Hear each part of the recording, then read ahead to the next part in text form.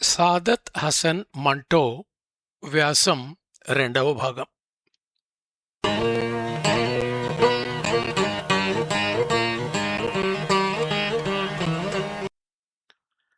ఇస్మత్ చుగ్తాయిలాగే మంటో కూడా సంచలనాలకు కారణమయ్యి కోర్టు దాకా వెళ్ళాడు. అయినా ఇద్దరిది ఒకటే పద్ధతి. నిజాన్ని ఉన్నది ఉన్నట్టు ఎత్తిచూపడం మా ధర్మం అంటారు ఇద్దరూ. మంటో బతుకు కూడా అదుపు లేకుండానే జరిగింది. అతను తెగ తాగేవాడంటారు. ఒక వ్యాసంలో అతనే రోజుకు ఒక సీసా మాత్రమే తాగానని రాసుకున్నాడు. ఒక కథలో మాత్రం ఒకేనాడు 15 కాయలు లాగించినట్టు కూడా రాస్తాడు. బ్రతుకు రచనలు అతడిని భయపెట్టిన జాడలు కనిపించవు. అవలక్షణాలు, అనారోగ్యాలు, అపభ్రంశాలు అన్నీ కలగలిసి ఉన్న నా పాత్రలను నేను నావిగా అంగీకరిస్తున్నాను అంటాడు మంటో. అతను 42 సంవత్సరాల వయసులోనే వెళ్ళిపోయాడు. అయినా ఇవాళటి వరకు అందరినీ తన గురించి ఆలోచించే రకంగా రచనలను వదిలి వెళ్ళాడు. చదువుకున్నది అంతంతే అయినా ఇంగ్లీష్ మీద వల్లమాలిన అభిమానం చూపించాడు. ఫ్రెంచ్, రష్యన్ సాహిత్యాన్ని కూడా అంత అభిమానంగానూ చదివాడు. పుస్తకాలు కొనడానికి డబ్బులు లేకపోతే రైల్వే స్టేషన్లో బుక్ స్టాల్ నుంచి పుస్తకాలను దొంగిలించాడు కూడా. Victor Hugo, Oscar Wilde, Anton Chekhov రచనలను అనువదించాడు కూడా. ఆ తరువాత అతనికి వాళ్లలాగా తాను కూడా రాయవచ్చును అనిపించినట్టు ఉంది. ఇక ఆగకుండా 24 సంవత్సరాల పాటు 22 కథా సంకలనాలు, 5 రేడియో నాటకాల సంకలనాలు, 3 వ్యాస సంకలనాలు ప్రచురించాడు. బొమ్మలు కూడా గీశాడు. ఒక నవల రాశాడు. 7-8 సినిమాలకు కథ మాటలు రాశాడు. అంత తక్కువ కాలంలో అన్ని రచనలు చేశాడంటే అతనికి అడుగడుగునా కథావస్తువు కనిపించి ఉంటుంది. సమాజంలో అంతటా కుళ్ళు ఉండనే ఉన్నది. దాన్ని గురించి అంత విస్తృతంగానూ వివరంగానూ రాయగలగడం అసలు గొప్ప. ఆ పని చేశాడు గనుకనే మంటో రచనలను వదలకుండా చదువుతున్నారు, వాటి గురించి చర్చిస్తున్నారు. ఉర్దూ కథా సాహిత్యంలో సాదత్ హసన్ మంటో స్థానం గురించి వర్ణించడం సులభం కాదు.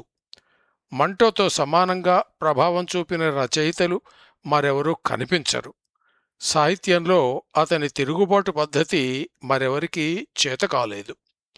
అతను రాసిన భాష, అతని పేరు తప్ప అతడిని ఒక మతానికి పరిమితం చేయడానికి ఆధారాలు కనిపించవు. నిజానికి ఉర్దూ ఒక మతానికి సంబంధించిన భాష కానే కాదు. అది సైనికుల అవసరాల కోసం పుట్టిన ఆధునిక భాష. అందులో అభివ్యక్తి అందుకే సులభంగా వీలైంది. ఆ భాషను వాడుకుని మంటో అన్ని మతాలలోని నమ్మకాలను కడిగే ప్రయత్నం చేశాడు. అతనికి మతం అంటూ ఉంటే అది మానవత్వం మాత్రమే. బడుగు మనుషులు అతనికి దగ్గరవాళ్లు. బాధలు అతని ఎత్తిచూపిన సత్యాలు. మంటో దేశ విభజనను ఒక మతం దృష్టి నుంచి చూడలేదు, ఒక భాష దృష్టి నుంచి అంతకన్నా చూడలేదు. కేవలం విభజనను ఒక బాధాకర సంఘటనగా మాత్రమే చిత్రించాడు. అప్పుడు జరిగిన దుండగాలు, రక్తపాతాలు, మానభంగాలు, నగరాల నాశనాలు అతడిని భూకంపంలా కదిలించాయి. అదే కాలంలో అప్పటి పరిస్థితులను గురించి కిషన్ చందర్, రాజేందర్ సింగ్ బేది, అహ్మద్ నదీం హాస్మీ, ఇస్మత్ చుగ్తాయి లాంటి వాళ్ళు చాలా రచనలు చేశారు. అయినా అప్పటి పరిస్థితులు మంటో రచనలలో కనిపించినంత స్ఫుటంగా మరెవరి రచనల్లోనూ రాలేదు. మతం పేరిట మనుషులను విడదీయడం మంటోకు నచ్చలేదు. సంస్కృతిని, నాగరికతను, కళలను, మాట, ఆట, పాటలను పంచుకోవడం కుదరదన్నది అతని వాదన. ఆ విషయాలనే తన పద్ధతిలో చెప్పాడు. టోబా టేక్సింగ్ అన్న కథను ఇవాళటి వరకు ప్రపంచం మరవలేకపోతున్నది. మంటో కథలన్నీ ఇంటర్నెట్లో దొరుకుతున్నాయంటే అతని ప్రభావం గురించి, అది నేటి వరకు కొనసాగుతున్న తీరు గురించి అర్థమవుతుంది. మంటో మాత్రం ఈ ప్రభావాలను గురించి ఆలోచించనే లేదు. తాను నమ్మిన విషయం గురించి దేవునితోనైనా తలపడేందుకు సిద్ధమేనన్నాడు. 1,00,000 మంది ముస్లింలు, 1,00,000 మంది హిందువులు ఆ సమయంలో హతులయ్యారు అనకండి, 2,00,000 మంది మానవులు పోయారు అనండి అంటాడు అతను ఒక చోట. దేశం విడిపోయినప్పుడు అంతమంది చావవలసిన అవసరమేమిటో అర్థం కాదు. అందున ఏ సంబంధమూ లేని అమాయకులు చావడం అంతకన్నా అర్థం కాదు. ఒక మతం వారిని చంపిన మరొక మతం వారు ఆ మతాన్నే చంపిన భావంతో సంబరం చేసుకున్నారేమో, కానీ మతాన్ని తుపాకులతో చంపడం వీలయ్యే పని కాదు అని కూడా మంటో అంటాడు. మంటో మాటలు సూటిగా ఉంటాయి. అక్కడ తెరలు పొరలకు చోటు లేదు. చెప్పవలసిన మాట చెప్పవలసిన బలంతో చెప్పడమే అతని రచనలలోని బలం. ఉదాహరణగా చెప్పడానికి లెక్కలేనన్ని కథలు ఉన్నాయి. ఆ కథల గురించి ఎంత చర్చ జరిగినా తక్కువే. దేఖ్ కబీరా రోయా, చూచి కబీరు ఏడ్చాడు అన్న కథ నా భూతో నా భవిష్యతి. కథలో కబీర్ లక్ష్మీ విగ్రహాన్ని చూచి ఏడుస్తాడు. కాలే కడుపులతో కూడా సైనికులు ఆజ్ఞలను పాటించవలసింది వచ్చింది అని కూడా ఏడుస్తాడు. అతని కథలు అప్పట్లో చాలామందికి అర్థం కాలేదన్న అనుమానం పుడుతుంది. ప్రభుత్వం వారు మాత్రం బూతులు అంటూ ప్రతిబంధకాలు వేశారు. అటు రచయితకు ఇటు పాఠకునికి అనవసరంగా కాలయాపన అన్నారు. కోర్టు కేసులు చాలా కాలం నడిచాయి. ఇస్మత్ కూడా లాహోర్ వెళ్ళి మంటోతో పాటు అక్కడే తన కేసు గెలిచింది. మంటోకు పెద్ద జుర్మానా వేశారు. జుర్మ్ అంటే నేరం. నేను నేరం చేయలేదంటూ మంటో మళ్లీ కోర్టుకెక్కాడు. ఆ కేసు నిర్ణయించవలసిన జడ్జ్ మంటో మతానికి చెందినవాడే. సముద్రంగా చేరిన రక్తంలో నుంచి పశ్చాత్తాపం అనే ముత్యాలు కనీసం బయటికి రావాలన్నాడు మంటో. ఆ మాట ప్రజలకు పట్టలేదు. మొత్తానికి జడ్జ్ కేసును కొట్టివేశాడు.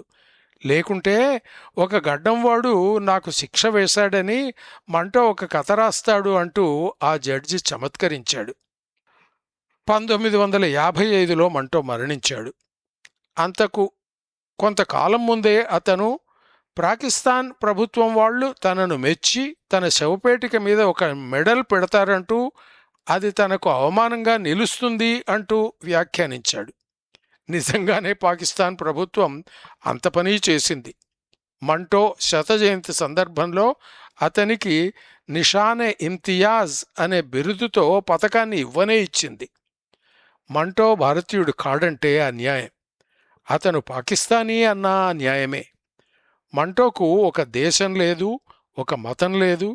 మానవత్వమే అతని మతం. మంచి అన్నదే అతని తీరు. ఈ ప్రపంచం నిండా సమస్యలు మాత్రమే కాదు, కుళ్ళు నిండుకుని ఉన్నది.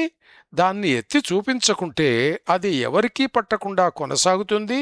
ఈ సంగతి అందరికీ తెలుసు. అయినా ఎవరూ దాన్ని గురించి మాట్లాడరు, రచనలు అంతకన్నా చేయరు. ఏవో మంచి మాటలతో కాలక్షేపం చేస్తారు. వివాదాలను సృష్టించి సమాజాన్ని నిద్ర నుంచి మేల్కొల్పాలి అనుకునే రచయితలు అరుదుగా మాత్రమే కనబడతారు. అక్కడక్కడ కొందరు రచయితలు ధైర్యం చేసినా విషయాన్ని కొన్ని సమస్యలకే పరిమితం చేస్తారు. సమాజంలో అట్టడుగు వర్గాలుగా ఉన్న పనివాళ్లు, సానివాళ్లు, దురలవాట్లకు లోనై కుళ్ళుతున్నవాళ్లు కథావస్తువులుగా కనిపించడం అరుదే. యమకూపం అనే పేరుతో తెలుగులో వచ్చిన రష్యన్ నవల యామా ద పిట్ వంటి రచనలకు మన సాహిత్యంలో చోటు ఉందా?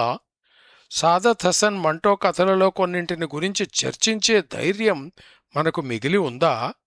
మంటో రచనలలో అందమైన మనుషులకు చోటు లేదు.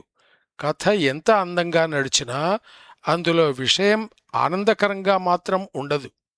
మంటో రచనలలో సెక్స్ మరీ బాహటంగా కనిపిస్తుంది. ఆడవాళ్ల వర్ణనలు కూడా కనిపిస్తాయి. కానీ చదవరికి అవి గిలిగంతలు పెట్టవు కాక పెట్టవు. పైగా అసహ్యం కలిగిస్తాయి. ఆలోచన లేని పాఠకునికి మంటో వెకిలి రచయితగా కనిపించవచ్చు. కానీ మంటో మనసులోని బాధ అందితే మాత్రం ఆ తర్వాత కొంతకాలం అది దయ్యంలా వెంటాడుతుంది. మంటో గొప్ప కథలు తెలుగులో సంకలనాలుగా వచ్చినట్టున్నాయి. రాకుంటే మాత్రం ఆ దిశగా ప్రయత్నం జరగాలి. ఆయన రచనల్లో అందరూ చదివి తీరవలసినవి కొన్ని ఉన్నాయి. వాటి మీద గట్టి చర్చలు జరగాలి. ఆలోగా మంటో తీరు గురించి పరిచయం చేసుకోవడం సాహిత్యాభిమానుల, మానవతావాదుల కనీస కర్తవ్యం.